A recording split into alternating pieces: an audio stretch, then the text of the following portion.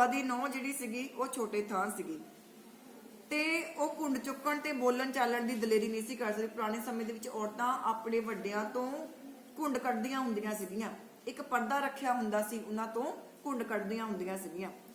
ਮੈਂ ਪੀੜੀ ਤੇ ਜਾ ਬੈਠਾ, ਭੂਆ ਪੁੰਜੇ ਬੈਠੀ ਦੋਹਾਂ ਹੱਥਾਂ ਨਾਲ ਮੇਰੀ ਪਿੱਠ, ਮੇਰਾ ਸਿਰ, ਮੇਰਾ ਮੂੰਹ ਪਿਆਰਦੀ ਹੋਈ, ਮੇਰੇ ਘਰ-ਬਾਰ ਦੀ, ਮੇਰੇ ਬਾਲ ਬੱਚਿਆਂ ਦਾ ਤੇ ਮੇਰੇ ਘਰ ਵਾਲੇ ਦਾ ਹਾਲ ਪੁੱਛਦੀ ਰਹੀ, ਸੁੱਖ ਸੰਦ ਪੁੱਛਦੀ ਰਹੀ ਤੇ ਮੇਰੇ ਵੱਲੋਂ ਸਿਰਫ ਇੱਕ ਉੱਤਰ ਘੜੀ ਮੁੜੀ ਦੁਹਰਾਇਆ ਜਾ ਰਿਹਾ ਸੀ, ਹਾਂ ਜੀ, ਆਹੋ ਜੀ, ਜੀ। ਉਸ ਵੇਲੇ ਸੱਚਮੁੱਚ ਮੈਂ ਆਪਣੇ ਆਪ ਨੂੰ ਦਾੜੀ ਵਾਲਾ ਕਾਕਾ ਅਨੁਭਵ ਕਰ ਰਿਹਾ ਸੀ, ਕਿਉਂਕਿ ਭੂਆ ਨੂੰ ਕਾਕਾ ਕਹਿੰਦੀ ਹੁੰਦੀ ਸੀਗੀ, ਸਿੰਘ ਵੀ ਕਹਿੰਦੀ ਸੀ, ਕਾਕਾ ਵੀ। ਉਹਨੂੰ ਲੱਗਾ ਸੀ ਮੈਂ ਕਿੱਡਾ ਵੱਡਾ ਕਾਕਾ ਹੈ, ਇੱਕ ਦਾੜੀ ਵਾਲਾ ਕਾਕਾ ਫੀਲ ਕਰ ਰਿਹਾ ਸੀ ਆਪਣੇ ਆਪ ਨੂੰ। ਤੇ ਭੂਆ ਨੇ ਆਪਣੀ ਨੌਂ ਨੂੰ ਕਿਹਾ, ਤੇ ਕੁੜੇ ਉੱਠ ਕੇ ਰੋਟੀ ਟੁੱਕ ਦਾ ਆਹਰ ਕਰ। ਉੱਠ ਕਹਿੰਦੀ ਰੋਟੀ ਪਾਣੀ ਬਣਾ, ਮੁੰਡਾ ਮੇਰਾ ਵੱਡੇ ਵੇਲੇ ਦਾ ਭੁੱਖਾ ਭਾਣਾ ਹੋਵੇਗਾ। ਕਹਿ ਕੇ ਭੂਆ ਨੇ ਨੌਂ ਨੂੰ ਰਸੋਈ ਵੱਲ ਨੂੰ ਭੇਜ ਦਿੱਤਾ ਕਿ ਤੂੰ ਰੋਟੀ ਪਾਣੀ ਤਿਆਰ ਕਰ। ਮੈਂ ਬਥੇਰੀ ਨਾ ਨੁੱਕਰ ਕੀਤੀ, ਪਰ ਉੱਥੇ ਸੁਣਾਈ ਕਿਹਨੂੰ ਹੋਣੀ ਸੀਗੀ, ਕਿਉਂਕਿ ਲੇਖਕ ਤਾਂ ਪਹਿਲਾਂ ਹੀ ਬੜਾ ਰੱਜ ਕੇ ਆਇਆ ਹੋਇਆ ਸੀਗਾ, ਉਹਦੇ ਪੇਟ ਵਿੱਚ ਪੂਰਾ ਵੀ ਥਾਂ ਨਹੀਂ ਸੀਗੀ ਹੋਰ ਖਾਣ ਵਾਸਤੇ। ਭੁੱਖਾ ਮੈਨੂੰ ਤਾਂ ਉੱਕੇ ਭੁੱਖ ਨਹੀਂ ਹੈਗੀ ਭੂਆ ਜੀ। ਦੁਪਹਿਰ ਨੂੰ ਜੱਜ ਦੀ ਵਿਦਾਇਗੀ ਵੇਲੇ ਰੋਟੀ ਤੋਂ ਬਾਅਦ ਕੁਝ ਮਠਿਆਈ ਖਾਣੀ ਪੈ ਗਈ, ਉਹਦੇ ਨਾਲ ਮੇਰੀ ਤਬੀਅਤ ਦਿੱਕ ਹੋ ਗਈ, ਮੇਰੀ ਤਬੀਅਤ ਕੁਝ ਖਰਾਬ ਹੋ ਗਈ, ਮੈਂ ਕੁਝ ਖਾਣਾ ਨਹੀਂ ਚਾਹੁੰਦਾ। ਮੈਂ ਦਿਲ ਨਾਲ ਫੈਸਲਾ ਕੀਤਾ ਸੀ ਕਿ ਅੱਜ ਰਾਤੀ ਕੁਝ ਨਹੀਂ ਖਾਵਾਂਗਾ। ਉਹ ਮੇਰਿਆ ਰੱਬਾ, ਮੇਰੇ ਅੰਦਰੋਂ ਡਰ ਭਰੀ ਆਵਾਜ਼ ਨਿਕਲੀ ਜਦੋਂ ਮੈਂ ਦੇਖਿਆ ਕਿ ਮੈਂ ਆਪਣੇ ਅੱਗੇ ਇੱਕ ਨੱਕੋ ਨੱਕ ਭਰਿਆ ਪਰੋਸਿਆ ਥਾਲ ਦੇਖਿਆ। ਚੱਕੀ ਦੇ ਪੁਰ ਜਿੱਡੇ ਜਿੱਡੇ ਦੋ ਪਰੌਂਠੇ, ਜਿਨ੍ਹਾਂ ਵਿੱਚੋਂ ਘਿਓ ਵਗ ਵਗ ਕੇ ਉਸ ਹਿੱਸੇ ਵਿੱਚ ਰਲ ਰਿਹਾ ਸੀ ਜਿੱਥੇ ਮੋਟੀਆਂ ਮੋਟੀਆਂ ਸੇਵੀਆਂ ਦਾ ਇੱਕ ਤਕੜਾ ਅੰਬਾਰ ਉਸਾਰਿਆ ਸੀ। ਹੁਣ ਭੂਆ ਦੀ ਨੌਂ ਨੇ ਕੀ ਕੀਤਾ, ਦੋ ਪਰੌਂਠੇ ਬੜੇ ਤਕੜੇ ਮੋਟੇ ਪਰੌਂਠੇ ਬਣਾ ਕੇ ਲੈ ਕੇ ਆਈ, ਦੇਸੀ ਘੀ ਲਗਾ ਕੇ, ਨਾਲ ਸੇਵੀਆਂ ਵੀ ਲੈ ਆਈ ਖਾਣ ਵਾਸਤੇ। ਲੇਖਕ ਦੇ ਸੇਵੀਆਂ ਲੈ ਕੇ ਆਈ ਤੇ ਪਰੌਂਠਿਆਂ ਵਿੱਚੋਂ ਘੀ ਨਿਕਲ ਕੇ ਸੇਵੀਆਂ ਵੱਲ ਨੂੰ ਜਾ ਰਿਹਾ ਸੀਗਾ। ਇੰਨਾ ਹੈਵੀ ਖਾਣਾ ਭੂਆ ਦੀ ਨੌਂ ਲੈ ਕੇ ਆਈ। ਮੈਂ ਸਹਿਮੀ ਨਜ਼ਰ ਵੱਲ ਵੇਖਿਆ, ਕਦੇ ਥਾਲ ਵੱਲ ਵੇਖਾ, ਕਦੇ ਆਪਣੇ ਢਿੱਡ ਵੱਲ ਵੇਖਾਂ। ਮੂਸਾ ਮੌਤੋਂ ਭੱਜਿਆ, ਅੱਗੇ ਮੌਤ ਖੜੀ। ਕਹਿੰਦਾ ਮੈਂ ਅੱਗੇ ਬਰਾਤ ਨੂੰ ਛੱਡ ਕੇ ਆਇਆ ਆ, ਉੱਥੇ ਇੰਨਾ ਖਾਣਾ ਮੈਨੂੰ ਹੈਵੀ ਖਾਣਾ ਪੈ ਰਿਹਾ ਆ, ਮੌਤ ਤੋਂ ਬਚ ਕੇ ਆ, ਮੌਤ ਤਾਂ ਮੋਹਰੇ ਖੜੀ ਆ, ਮਰਨਾ ਤਾਂ ਮੈਨੂੰ ਇੱਥੇ ਪੈਣਾ ਆ, ਅੱਜ ਇਹ ਖਾਣਾ ਪੈਣਾ ਸਾਰਾ ਕੁਝ। ਭਰਜਾਈ ਨੂੰ ਤਾਂ ਮੈਂ ਸੰਗ ਦੇ ਮਾਰੇ ਕੁਝ ਕਿਹਾ ਨਹੀਂ, ਤੇ ਭੂਆ ਨੂੰ ਮੈਂ ਇਹਦੇ ਬਾਰੇ ਕੁਝ ਕਹਿਣਾ ਜਾਂ ਨਾ ਕਹਿਣਾ ਇੱਕ ਦੇ ਬਰਾਬਰ ਸੀ, ਕਿਉਂਕਿ ਭੂਆ ਨੇ ਗੱਲੇ ਨਹੀਂ ਸੀ ਸੁਣਨੀ। ਭੂਆ ਅੱਗੇ ਮੈਂ ਬਥੇਰੇ ਵਾਸਤੇ ਪਾਵਾਂ, ਭੂਆ ਜੀ ਮੈਨੂੰ ਇੱਕ ਵੀ ਗਰਾਹੀ ਦੀ ਭੁੱਖ ਨਹੀਂ ਹੈਗੀ, ਇੱਕ ਵੀ ਬਾਈਟ ਦੀ ਮੈਨੂੰ ਭੁੱਖ ਨਹੀਂ ਹੈਗੀ।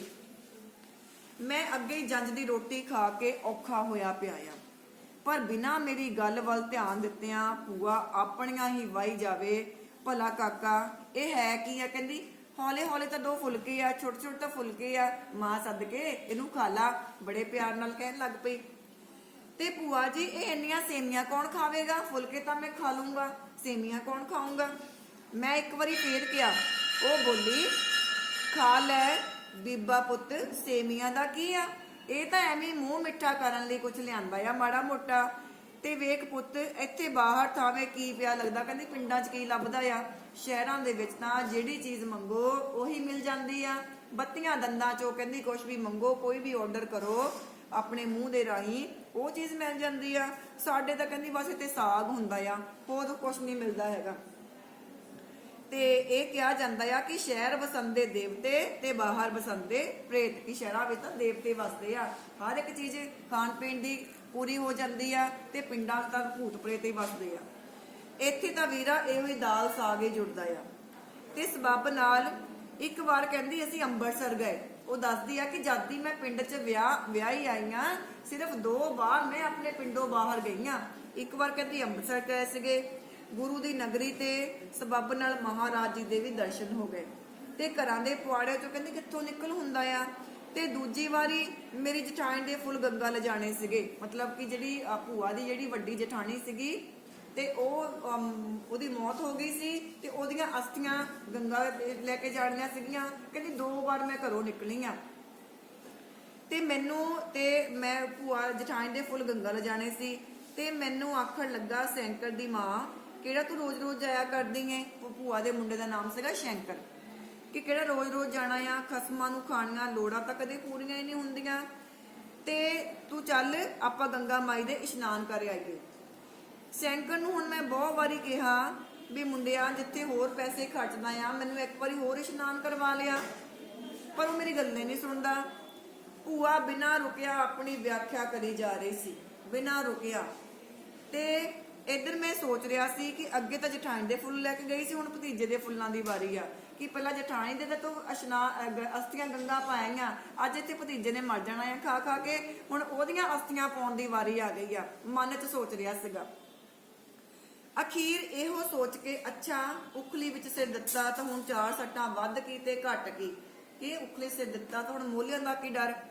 ਅਜੇ 2 ਬੁਰਕੀਆਂ ਹੀ ਲਾਈਆਂ ਸਨ ਕਿ ਭਰਜਾਈ ਨੇ ਪੰਗਰੇ ਹੋਏ ਘਿਓ ਦਾ ਭਰਿਆ ਹੋਇਆ ਕੋਲ ਲਿਆ ਕੇ ਸੇਵੀਆਂ ਤੇ ਲੱਦ ਦਿੱਤਾ। ਅੰਦਰੋਂ ਕੋਲ ਲੈ ਕੇ ਆਈ ਦੇਸੀ ਘਿਓ ਦਾ, ਉਹਨੂੰ ਗਰਮ ਕਰਕੇ ਉਹ ਲਿਆ ਕੇ ਜਿਹੜੀਆਂ ਥਾਲ ਵਿੱਚ ਸੇਵੀਆਂ ਪਈਆਂ ਸੀ ਨਾ, ਉਹ ਦੇਸੀ ਕੇ ਉਹਨਾਂ ਤੇ ਆ ਕੇ ਪਾ ਦਿੱਤਾ।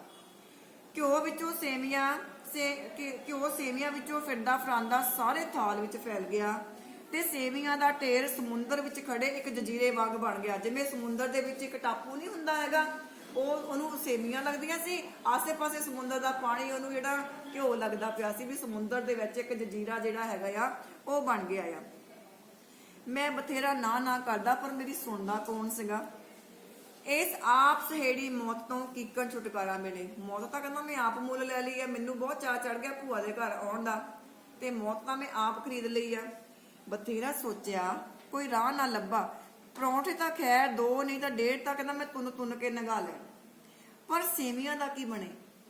ਸਲਾਹ ਹੋਈ ਕਿ ਭੂਆ ਨੂੰ ਤਾਂ ਕੁਝ ਦਿੰਦਾ ਨਹੀਂ ਹੈਗਾ, ਹੋਵੇ ਤਾਂ ਹੋਵੇ 1-2 ਰੁੱਗ ਭਰ ਕੇ ਇੱਧਰ ਸਿਰ ਦੇਵਾਂ, 1 ਰੁੱਗ ਭਰ ਕੇ ਉੱਧਰ ਸਿਰ ਦੇਵਾਂ, ਭੂਆ ਨੂੰ ਕਿਹੜਾ ਦਿੰਦਾ ਆ। ਤੇ ਸੁਰਦਮਾ ਕੁਝ ਤਾਂ ਭਾਰ ਹੌਲਾ ਹੋਵੇ, ਪਰ ਕਹਿੰਦਾ ਉਹ ਕੰਬਖਤ ਅੱਖਾਂ ਵਾਲੀ ਭਰਜਾਈ ਦਾ ਕੀ ਕਰਾਂ, ਉਹਨੂੰ ਤਾਂ ਦਿੰਦਾ ਹੀ ਆ।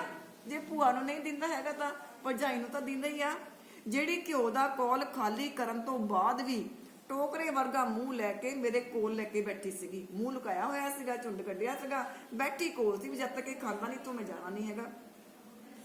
ਚਿੜੀ ਚੋਗੇ ਵਾਂਗ ਮੈਂ ਇੱਕ ਸੇਵੀ ਮੂੰਹ ਵਿੱਚ ਪਾ ਕੇ ਚਿੱਤ ਕੇ ਲੰਘਾਉਣ ਦੀ ਕੋਸ਼ਿਸ਼ ਕਰ ਰਿਹਾ ਸੀ।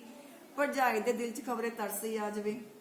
ਉਹ ਉੱਠ ਕੇ ਅੰਦਰ ਚਲੇ ਗਈ ਤੇ ਮੈਂ ਕਾਲੀ ਨਾਲ ਸੱਜੇ ਖੱਪੇ ਦੇਖਿਆ ਕਿ ਕਿਹੜੇ ਪਾਸੇ ਰੁੱਗ ਸੱਟਾਂ। ਉਹਨੇ ਸੇਵੀਆਂ ਦਾ ਰੁੱਗ ਭਰ ਲਿਆ, ਭੂਆ ਦੀ ਨਹੁੰ ਅੰਦਰ ਚਲ ਗਈ, ਏਦਾਂ ਹੀ ਸੁੱਟਣ ਲੱਗਾ ਜਾਨੂ ਉਹ ਫੇਰ ਆ ਗਈ।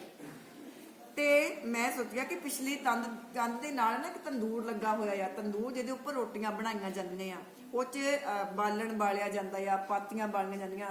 ਕਹਿੰਦਾ ਕਿ ਉਹ ਸੇਵੀਆਂ ਨੂੰ ਮੈਂ ਤੰਦੂਰ 'ਚ ਛੱਡ ਦੂੰਗਾ, ਉੱਪਰ ਸਵਾਰ ਲਾ ਦੂੰਗਾ, ਬੜਾ ਪਤਾ ਲੱਗਣਾ ਆ, ਨੀਚੇ ਲੁਕੀਆਂ ਰਹਿਣਗੀਆਂ। ਤੇ ਰਾਤ ਨੂੰ ਕਿਤੇ ਮੌਕਾ ਮਿਲਿਆ ਤਾਂ ਕਹਿੰਦਾ ਇੱਧਰ ਉੱਧਰ ਕਰ ਦਵਾਂਗਾ ਸੇਵੀਆਂ। ਤੇ ਮੈਂ ਦਿਲ ਪੀੜਾ ਕਰਕੇ ਜਿੰਨੀਆਂ ਕੁ ਸੇਵੀਆਂ ਮੇਰੀ ਲੱਪ ਵਿੱਚ ਮੁੱਠ ਵਿੱਚ ਆ ਸਕੀਆਂ ਰੁੱਗ ਭਰ ਲਿਆ, ਹੱਥ ਪਿਛਾਂ ਲੈ ਜਾਣ ਲਈ ਥਾਲੀ 'ਚੋਂ ਚੁੱਕਿਆ। ਫੇਰ ਉਹੀ ਭਾਬੀ ਸਿਰ ਤੇ ਆ ਧਮਕੀ, ਬਿਨਾਂ ਪੁੱਛਿਆ ਇੱਕ ਹੋਰ ਪਰੌਂਠਾ ਥਾਲੀ 'ਚ ਰੱਖ ਗਈ।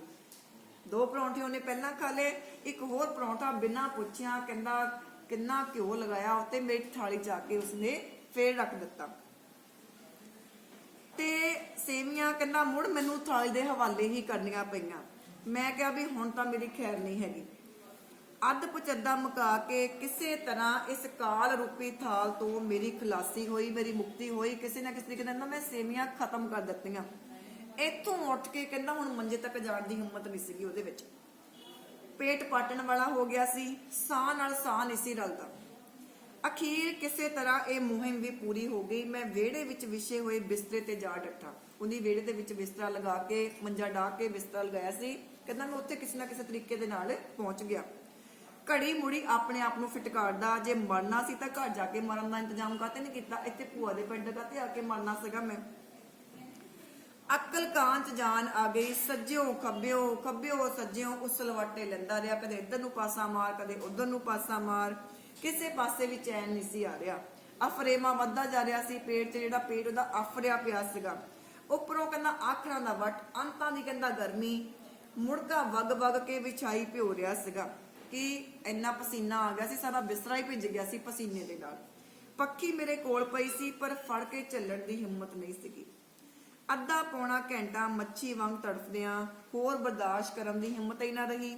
ਉੱਠ ਕੇ ਬਹਿ ਗਿਆ, ਸੋਚਣ ਲੱਗਾ ਜੇ ਕੋਈ ਮੁੰਡਾ ਕੁੜੀ ਜਾਗਦਾ ਹੋਵੇ ਉਹਨੂੰ ਆਖ ਕੇ ਥੋੜੀ ਜਵੈਣੇ ਮੰਗਵਾ ਲਵਾਂ, ਥੋੜੀ ਜਿਹੀ ਜਵੈਣ ਖਾ ਲਵਾਂ ਕਿ ਕਿਤੇ ਸ਼ਾਇਦ ਪੇਟ ਦਾ ਅਫਰੇਮਾ ਜਿਹੜਾ ਆ ਉਹ ਘਟ ਜਾਵੇ, ਖਾਣਾ ਮੈਨੂੰ ਪਚ ਜਾਵੇ। ਤਦੇ ਕਹਿੰਦਾ ਲੰਮਾ ਕੁੰਡ ਕੱਢੀ ਭਰਜਾਈ ਆ ਗਈ, ਫੇਰ ਆ ਗਈ। ਮੇਰੀ ਮੌਤ ਦਾ ਵਿੱਚ ਜਿਹੜੀ ਮਰਜ਼ੀ ਕਸਰ ਬਾਕੀ ਸੀ ਨਾ, ਉਹ ਵੀ ਸ਼ਾਇਦ ਅੱਜ ਉਹਨੇ ਪੂਰੀ ਕਰ ਦੇਣੀ ਸੀਗੀ।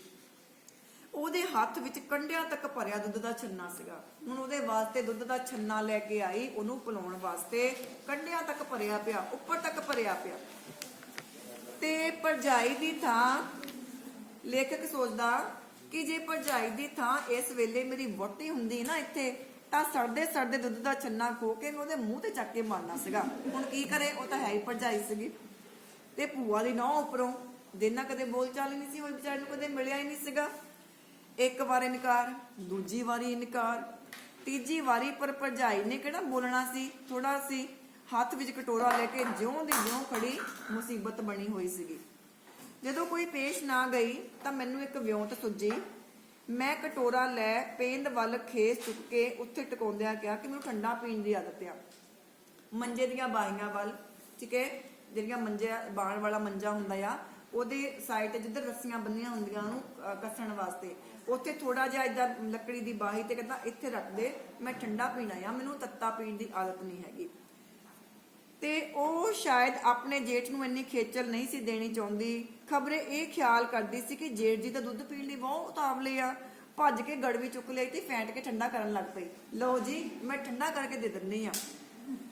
ਤੇ ਛੰਨਾ ਫੇਰ ਮੇਰੇ ਹੱਥ ਵਿੱਚ। ਖਿਆਲ ਸੀ ਕਿ ਸ਼ਾਇਦ ਫੜਾ ਕੇ ਬਣਦੀ ਤੁਰੇਗੀ, ਪਰ ਸੱਸ ਨੇ ਚੇਤਾਵਨੀ ਦੇ ਕੇ ਭੇਜਿਆ ਸੀਗਾ ਸ਼ਾਇਦ ਵੀ ਜਦ ਤੱਕ ਇਹ ਛੰਨਾ ਖਾਲੀ ਨਹੀਂ ਹੁੰਦਾ ਤਾਂ ਮੁੜਨਾ ਨਹੀਂ ਹੈਗਾ।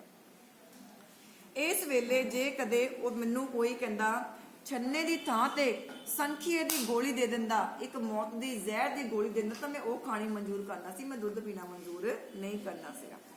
1 ਘੁੱਟ, 2 ਘੁੱਟ, 4 ਘੁੱਟ, ਪਰ ਇਹ ਛੱਪੜ ਜਿੱਦਾਂ ਛੰਨਾ ਕਹਿੰਦਾ ਮੁੱਕਣ ਜੇ ਨਹੀਂ ਸੀਗਾ ਆਂਦਾ। ਖਸਮਾਂ ਨੂੰ ਖਾ ਗਿਆ, ਕਹਿੰਦਾ ਮੇਰਾ ਇਹੋ ਜਿਹਾ ਸੰਕੋਚ ਮੇਰੀ ਨਹੀਂ ਹਲੇ ਸਲਾਹ ਮਰਨ ਦੀ। ਦਿਲ ਵਿੱਚ ਇਹ ਸੋਚ ਕੇ ਮੈਂ ਬਸ ਕਹਿੰਦਿਆਂ ਛੱਲਾ ਉਸ ਵੱਲ ਵਧਾਇਆ, ਪਰ ਉਹ ਫੜਨ ਦੀ ਬਜਾਏ ਪਿੱਛੇ ਹਟ ਗਈ। ਕਹਿੰਦਾ ਮੇਰੇ ਕੋਲ ਸਾਰਾ ਪੀਤਾ ਜਾਂਦਾ ਹੈਗਾ, ਵੀ ਇਹਨੂੰ ਤੂੰ ਫੜ ਲੈ। ਉਹ ਛੰਨਾ ਫੜਨ ਦੀ ਬਜਾਏ ਪਿੱਛੇ ਹਟ ਗਈ ਵੀ ਮੈਂ ਨਹੀਂ ਫੜ ਕੇ ਜਾਣਾ ਹੈਗਾ। ਅੱਛਾ ਜ਼ਰਾ ਠਹਿਰ ਕੇ ਪੀਆਂਗਾ। ਹੁਣ ਕਹਿੰਦਾ ਮੈਂ ਇਹਨੂੰ ਠਹਿਰ ਕੇ ਪੀਣਾ ਆ, ਵੀ ਮੈਂ ਹਜੇ ਨਹੀਂ ਇਹਨੂੰ ਪੀਣਾ ਹੈਗਾ। ਹੀ ਇੰਨੀ ਚੌੜੀ ਨਹੀਂ ਸੀਗੀ ਕਿ ਪ੍ਰਾਤ ਜਿੱਡੇ ਛੰਨੇ ਨੂੰ ਝੱਲ ਸਕਦੀ ਸੀ। ਉਹ ਜਿਹੜੀ ਮੰਜੇ ਦੀ ਬਾਹੀ ਸੀ ਉਹ ਇੰਨੀ ਜ਼ਿਆਦਾ ਚੌੜੀ ਨਹੀਂ ਸੀਗੀ ਕਿ ਜਿਹਦੇ ਉੱਪਰ ਉਹ ਛੰਨਾ ਰੱਖਿਆ ਜਾਵੇ ਤਾਂ ਉਹ ਛੰਨੇ ਦਾ ਭਾਰ ਝੱਲ ਸਕੇ। ਤੇ ਛੰਨਾ ਠੰਨ ਕਰਦਾ ਭੁੰਜੇ ਡਿੱਗ ਗਿਆ ਤੇ ਦੁੱਧ ਡੁੱਲ ਗਿਆ। ਓਹੋ ਕਹਿ ਕੇ ਮੈਂ ਛੰਨਾ ਭੁੰਜਿਓ ਚੱਕਿਆ ਤੇ ਭਰਜਾਈ ਨੇ ਝੱਟ ਮੇਰੇ ਹੱਥੋਂ ਫੜ ਲਿਆ। ਕੀ ਹੋਇਆ ਕੁੜੇ? ਅੰਦਰੋਂ ਭੂਆ ਕਹਿੰਦੀ ਭੂਆ ਆਪਣੀ ਡੰਗੋਰੀ ਖੜਕਾਉਂਦੀ ਮੇਰੇ ਕੋਲ ਆ ਗਈ। ਸੋਟੀ ਦੇ ਸਹਾਰੇ ਤੁਰਦੀ ਸੀ ਭੂਆ, ਮੇਰੇ ਕੋਲ ਆ ਗਈ। ਕੁਝ ਨਹੀਂ ਕਹਿੰਦੀ, ਦੁੱਧ ਡੁੱਲ ਗਿਆ ਏ। ਨੌ ਨੇ ਸ਼ਰਮਿੰਦਗੀ ਨਾਲ ਭਰੀ ਆਵਾਜ਼ ਦੇ ਵਿੱਚ ਕਿਹਾ। ਤੇ ਕਹਿੰਦੀ ਫੇਰ ਕੀ ਹੋਇਆ? ਦੁੱਧ ਦਾ ਕਿਹੜਾ ਕਾਲ ਪੈ ਗਿਆ, ਹੋਰ ਲੈ ਆ ਅੰਦਰੋਂ। ਜਾ ਹੋਰ ਲਿਆ ਜਾ ਕੇ। ਇਹ ਕਹਿੰਦੀ ਹੋਈ ਭੂਆ ਮੇਰੇ ਕੋਲ ਆ ਕੇ ਬਹਿ ਗਈ। ਮੈਂ ਆਖਿਆ 2 ਘੜੀਆਂ ਬਹਿ ਕੇ ਪੁੱਤ ਨਾਲ ਸੁੱਖ ਦੁੱਖ ਦੀਆਂ ਗੱਲਾਂ ਕਰ ਲਵਾਂ ਮੈਂ। ਫੇਰ ਸੋਚਿਆ ਥੱਕਿਆ ਹੋਵੇਗਾ, ਕਾਹਨੂੰ ਔਖਾ ਕਰਾਂ, ਥਕਾਵਟ ਹੋਈ ਹੋਆ, ਚਲ ਆਰਾਮ ਕਰ ਲਵੇ। ਮੈਂ ਦਿਲ ਵਿੱਚ ਆਖਿਆ ਭੂਆ ਹੁਣ ਤਾਂ ਤੂੰ ਜ਼ਰੂਰ ਹਰਿਦੁਆਰ ਦੇ ਇਸ਼ਨਾਨ ਕਰੇਂਗੀ, ਹੁਣ ਮੇਰੀਆਂ ਅਸਥੀਆਂ ਲੈ ਕੇ ਜਾਏਂਗੀ ਤੂੰ। ਇਸ ਵੇਲੇ ਨੌ ਨੇ ਆ ਕੇ ਸੱਸ ਦੇ ਕੰਨ ਵਿੱਚ ਕੁਝ ਕਿਹਾ ਤੇ ਭੂਆ ਨੇ ਗੁੱਸੇ ਨਾਲ ਉੱਤਰ ਦਿੱਤਾ। ਕੀ ਆਖਿਆ? ਜਾਗ ਲਾ ਛੱਡਿਆ। ਭੂਆ ਦੀ ਨੌ ਕਹਿੰਦੀ ਜਿੰਨਾ ਦੁੱਧ ਬਚਿਆ ਸੀ ਨਾ ਉਹਨੂੰ ਮੈਂ ਜਾਗ ਲਾ ਦਿੱਤਾ ਦਹੀਂ ਬਣਾਉਣ ਵਾਸਤੇ। ਉਹ ਕਹਿੰਦੀ ਕੀ ਕੀਤਾ? ਸਾਰੇ ਨੂੰ ਜਾਗ ਲਾ ਦਿੱਤਾ ਯਾਰ, ਸਾਰੇ ਨੂੰ। ਹਾਏ ਰੱਬਾ, ਮੈਂ ਕਹੀ ਸੜ ਗਈ, ਇਸ ਹੱਥੋਂ ਸਾਰੇ ਦੁੱਧ ਨੂੰ ਕਾਹਨੂੰ ਜਾਗ ਫੂਕਣਾ ਸੀਗਾ? ਮੁੰਡਾ ਵਿਚਾਰਾ ਕਹਿੰਦੀ ਮੇਰਾ ਝਾਟਾ ਪੀਵੇਗਾ ਹੁਣ। ਸਵੇਰ ਦਾ ਭੁੱਖਾ ਪਾਣਾ, ਸੰਧਿਆ ਵੇਲੇ ਦੇ ਕਹਿੰਦੀ 2 ਫੁਲਕੇ ਖਾਦੇ ਪਤਲੇ ਪਤਲੇ ਵਿਚਾਰੇ ਨੇ, ਉੱਪਰੋਂ ਕਹਿੰਦੀ ਸੋਤਾ ਪਿਆ ਆ, ਸੁੱਕਾ ਪਿਆ ਆ। ਇਹਨੇ ਵਿਚਾਰੇ ਨੇ ਕਿਹੜਾ ਰੋਜ਼ ਰੋਜ਼ ਆਉਣਾ ਆ ਸਾਡੇ ਘਰ? ਜਾ ਕੇ ਕਹਿੰਦੀ ਰਾਮੇ ਕੇ ਕਰੋ, ਦੁੱਧ ਦਾ ਛੰਨਾ ਲਿਆ, ਗਵਾਂਢੀਆਂ ਤੋਂ ਲਿਆ ਕਹਿੰਦੀ ਜਾ ਕੇ। ਨਾ ਭੂਆ ਜੀ, ਤੁਹਾਨੂੰ ਮੇਰੀ ਸਿੱਧੀ ਸਹੁੰ ਜੇ ਦੁੱਧ ਨੂੰ ਭੇਜਿਆ। ਵੇਖ ਕਹਿੰਦਾ। ਮੈਂ ਤਰਲੇ ਨਾਲ ਕਿਹਾ ਲੈ ਹੋਰ ਸੁਣ। ਭੂਆ ਪਿਆਰ ਭਰੀ ਘੁਰਕੀ ਨਾਲ ਬੋਲੀ ਇਹ ਵੀ ਕੋਈ ਰਾਹ ਏ? ਸਵੇਰ ਦਾ ਭੁੱਖਾ ਪਾਣਾ, ਮਾਂ ਸਦਕੇ, ਸ਼ਰਮ ਕਿਹੜੀ ਗੱਲ ਦੀ ਆ? ਇਹ ਕੋਈ ਬਗਾਨਾ ਘਰ ਆ? ਮੈਂ ਤਾਂ ਸਹਿਕ ਕੇ ਲਿਆ ਸੀ, ਬੜੀਆਂ ਮਿੰਨਤਾਂ ਕਰਕੇ ਮੈਂ ਪੁੱਤ ਤੈਨੂੰ ਲਿਆ ਸੀਗਾ। 3 ਘਰਾਂ ਵਿੱਚੋਂ ਤੂੰ ਹੀ ਤੇ ਵੱਡਿਆਂ ਦੀ ਨਿਸ਼ਾਨੀ ਹੈ ਪੁੱਤਰ। ਕਿਹੜੇ ਜਫਰ ਨੇ ਜਿਹੜੇ ਤੈਨੂੰ ਲੈਣ ਲਈ ਅਸੀਂ ਜਾਲੇ ਨੇ? ਬਹੁਤ ਮਿੰਨਤਾਂ ਕੀਤੀਆਂ, ਮੰਨਤਾਂ ਕੀਤੀਆਂ, ਗੁਰਦੁਆਰਿਆਂ ਮੰਦਿਰਾਂ 'ਚ ਸਿਰ ਝੁਕਾਇਆ ਜਾ ਕੇ ਕਿ ਮੇਰੇ ਭਰਾ ਦੇ ਘਰ ਕਿਤੇ ਪੁੱਤਰ ਹੋਵੇ। ਤੇ ਭੂਆ ਬੋਲਦੀ ਗਈ ਮੇਰੇ ਕੰਨ ਭੂਆ ਦੀਆਂ ਗੱਲਾਂ ਵੱਲ ਸਨ, ਪਰ ਧਿਆਨ ਦਰਵਾਜ਼ੇ ਵੱਲ ਸੀਗਾ, ਬੂਹੇ ਵੱਲ ਸੀਗਾ। ਭਰਜਾਈ ਆ ਗਈ ਤੇ ਮੈਂ ਰੱਬ ਦਾ ਸ਼ੁਕਰ ਕੀਤਾ ਕਿ ਖਾਲੀ ਕਟੋਰਾ ਉਹਦੇ ਹੱਥ ਵਿੱਚ ਸੀ। ਸੱਸ ਨੂੰ ਬੜੀ ਨੀਰਸ ਆਵਾਜ਼ ਵਿੱਚ ਕਹਿਣ ਲੱਗੀ, ਉਹਨਾਂ ਦੀ ਤਾਂ ਅੱਜ ਕੱਟੀ ਚੁੰਗ ਗਈ ਆ। ਮਤਲਬ ਕਿ ਜੇ ਦੁੱਧ ਲੈਣ ਜਾਣਾ ਸੀ ਨਾ, ਜਿਹੜਾ ਦੁੱਧ ਪਸ਼ੂ ਦਾ ਜਿਹੜਾ ਬੱਚਾ ਆ, ਮੱਝ ਦਾ ਜਿਹੜਾ ਸੀਗਾ, ਵੀ ਉਹ ਬੱਚਾ ਦੁੱਧ ਪੀ ਗਿਆ ਸਾਰਾ ਉਹਦਾ। ਸੁਣਦਿਆਂ ਸਾਰ ਭੂਆ ਬੋਲ ਉੱਠੀ, ਬਸ ਕਹਿੰਦੀ ਅੱਗ ਲੱਗ ਗਈ ਸਾਰੇ ਪਿੰਡ ਨੂੰ। ਤਾਈਓ ਤੂੰ ਉਹੀ ਦੁੱਧ ਜਿਹਨੂੰ ਕਿਤੇ ਕੁੱਤੇ ਨਹੀਂ ਸੀਗੇ ਕਬੂਲਦੇ, ਕਾਲ ਪੈ ਗਿਆ। ਕਹਿੰਦੀ ਦੁੱਧ ਦਾ ਅੱਜ ਸਾਡੇ ਪਿੰਡ ਦੇ ਵਿੱਚ ਮੁੰਡਾ ਆਖੇਗਾ ਕਿਹੇ ਚੰਦਰੇ ਘਰ ਆ ਗਿਆ ਆ, ਦੁੱਧ ਦਾ ਛਿੱਟਾ ਵੀ ਨਹੀਂ ਮਿਲਿਆ ਪੀਣ ਵਾਸਤੇ। ਤੇ ਉਹ ਸ਼ਰਮਿੰਦਗੀ ਤੇ ਰਹਿਮ ਭਰੇ ਭਾਵਾਂ ਨਾਲ ਮੇਰੀ ਪਿੱਠ ਉੱਤੇ ਹੱਥ ਫੇਰਦੀ ਗਈ। ਬੋਲੀ, ਤੇ ਕਾਕਾ ਭੁੱਖਾ ਹੀ ਸੌਵੇਂਗਾ ਹੁਣ ਤੂੰ? ਹਾਏ ਮਾਂ ਸਦਕੇ, ਕਿ ਹਰ ਮਾਣ ਪਿਆ ਲੱਗਦਾ ਆ ਹੈ, ਆਰਾਮ ਕਰੇਗਾ ਤੂੰ ਭੁੱਖਾ ਹੀ ਸੌਵੇਂਗਾ? ਮੈਨੂੰ ਤਾਂ ਬੜੀ ਸ਼ਰਮ ਮਹਿਸੂਸ ਹੋ ਰਹੀ ਆ। ਪਰ ਮੈਂ ਪੁੰਜੇ ਡੁੱਲੇ ਹੋਏ ਦੁੱਧ ਵੱਲ ਤੱਕਦਾ ਰਿਹਾ ਤੇ ਦਿਲ ਵਿੱਚ ਕਹਿ ਰਿਹਾ ਸੀ, ਭਲਾ ਹੋਇਆ ਮੇਰਾ ਚਰਖਾ ਟੁੱਟਾ, ਮੇਰੀ ਜਿੰਦ ਅਜਾਬੋ ਛੁੱਟੀ। ਉਹਦੇ ਕਹਿਣ ਦਾ ਭਾਵ ਸੀਗਾ ਕਿ ਚੰਗਾ ਹੋਇਆ ਇਹ ਦੁੱਧ ਡੁੱਲ ਗਿਆ ਤੇ ਮੇਰੀ ਜਾਨ ਜਿਹੜੀ ਹੈਗੀ ਆ ਇਸ ਮੁਸੀਬਤ ਤੋਂ ਬਚ ਗਈ। ਠੀਕ ਹੈ, ਜਦੋਂ ਚਰਖਾ ਹੀ ਟੁੱਟ ਗਿਆ ਤਾਂ ਉੱਥੇ ਅਸੀਂ ਕੰਮ ਕਿੱਦਾਂ ਕਰਾਂਗੇ? ਸਾਨੂੰ ਬਹਾਨਾ ਮਿਲ ਗਿਆ ਨਾ, ਸਾਡਾ ਕੰਮ ਕਰਨ ਦਾ ਜਿਹੜਾ ਸਮਾਂ ਆ ਉਹ ਵੀ ਬਚ ਗਿਆ ਤੇ ਸਾਡੇ ਜਿਹੜੀ ਕੰਮ ਵਿੱਚ એનર્ਜੀ ਲੱਗਣੀ ਸੀਗੀ ਉਹ ਵੀ ਬਚ ਗਈ। ਵੀ ਚੰਗਾ ਹੋਇਆ ਚਰਖਾ ਹੀ ਟੁੱਟ ਗਿਆ ਆ ਤੇ ਮੇਰੀ ਜਾਨ ਇਸ ਤੋਂ ਛੁੱਟ ਗਈ ਆ।